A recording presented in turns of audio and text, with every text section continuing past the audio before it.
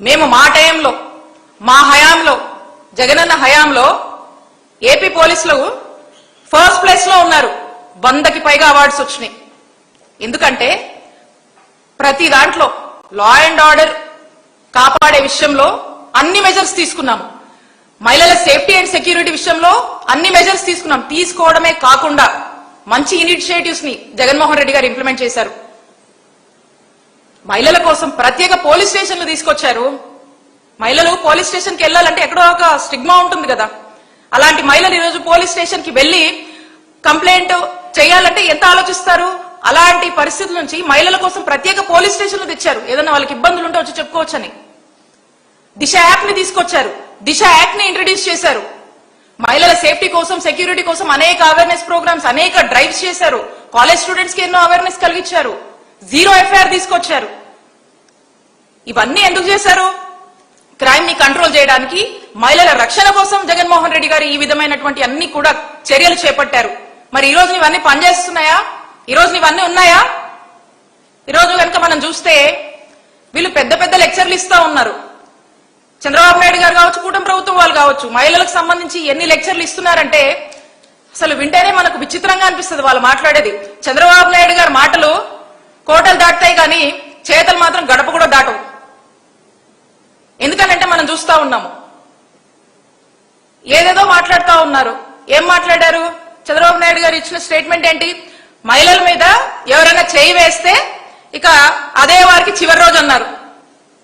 2 ఏళ్లుగా చూస్తున్నామన్నా, ఇన్ని ఇన్సిడెంట్స్ జరుగుతున్నాయి, ఇన్ని హత్యలు జరుగుతున్నాయి, ఇన్ని దారుణాలు జరుగుతున్నాయి, ఇన్ని అఘాయిత్యాలు జరుగుతూ ఉన్నాయి. మరి ఎవరికి చివరి రోజు తెచ్చారు మీరు? ఎవరికన్నా పరిస్థితిలో ఉందా? ఎవరికన్నా భయం పెట్టారా మీరు? ఎవరికన్నా ఏమైనా శిక్షలు పడ్డాయా? చెప్పండి, చెప్పండి ఎవరికి ఏం చేశారు? ఈరోజు అలాంటివి ఏమీ కూడా లేదు. మాటలు, డైలాగులు, సినిమా టైటిల్ని కూడా మించిపోతా ఉంటాయి మీ డైలాగులు. మరి ఈ రోజు ఉన్నటువంటి పరిస్థితి అది. మరి ఏది కూడా ఎక్కడ ఏది కంట్రోల్ చేయరు. అలాగే ఎలక్షన్ ముందు వీళ్ళు ఏం మాట్లాడారు? మా నాయకుడు జగన్మోహన్ రెడ్డి గారి ఇమేజ్ దెబ్బతీయడానికి, మా జగనన్న ప్రభుత్వం మీద బురద జల్లడానికి ఏం మాట్లాడారండి? డిప్యూటీ సీఎం గారితో ఏం మాట్లాడిచ్చారు? 30,000 మంది women trafficking, missing, Jaganmohan Reddy గారి ప్రభుత్వంలో అసలు మహిళలకి సెక్యూరిటీ లేదు, సేఫ్టీ లేదని ఇష్టం వచ్చినట్టుగా మాట్లాడారు కదా.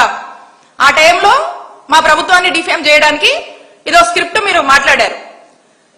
సరే, 2 ఏళ్ళు అయింది కదా మీరు అధికారంలోకి వచ్చి. 30,000 మంది మిస్సింగ్ అని మీరే చెప్పారు కదా.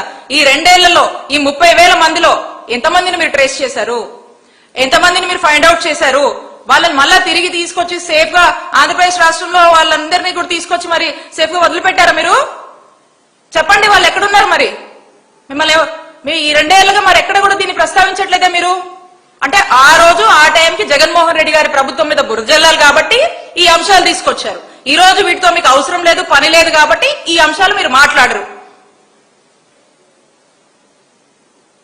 చంద్రబాబు నాయుడు గారు కూడా దీనికి సమాధానం చెప్పరు. ఇది ఎంతలా అంటే డెఫినెట్ గా చంద్రబాబు నాయుడు గారు కూడా ఎందుకు సమాధానం చెప్తారు? చెప్పరు. ఎందుకంటే ఇప్పుడు అవసరం లేదు. అప్పుడేదో బురదేశారు జగన్మోహన్ రెడ్డి గారి మీద. మరి ఈ రోజు పరిస్థితి చూస్తా ఉంటే అసలు ఇంతెందుకు మహిళలు, దాడులు, సామాన్య ప్రజల గురించి మనం మాట్లాడుతూ ఉన్నాం. వాస్తవానికి ఈరోజు మీ పార్టీలోకి వస్తేనే ఈరోజు కూటమిలో భాగమైనటువంటి ప్రజాప్రతినిధులే మరి ఏ విధంగా ఘోరాలు చేస్తున్నారో మీరు చూస్తా ఉన్నారు. ఏ విధంగా మహిళల్ని వేధిస్తున్నారు, ఇబ్బంది పెడుతున్నారో మీరు చూస్తా ఉన్నారు. మరి వారు తాటి తీశారా? మీరు ఏం చేశారు? మీరు దానికి మీరు ఏం చెప్తారు? చంద్రబాబు నాయుడు గారు దానికి సమాధానం చెప్పండి. ఇక్కడ దాకా ఎందుకు? మహిళల దాకా ఎందుకు? మీ పార్టీ వాళ్ళ మీద మీరు ఏం యాక్షన్ తీసుకున్నారు చెప్పండి. దీనికి సమాధానం చెప్పరు. మరి వీళ్ళు పెద్ద పెద్ద లెక్చర్లు, పెద్ద పెద్ద డైలాగులు, ఇక ఏది పడితే అది ఖచ్చితంగా మాట్లాడుతూనే ఉంటారు.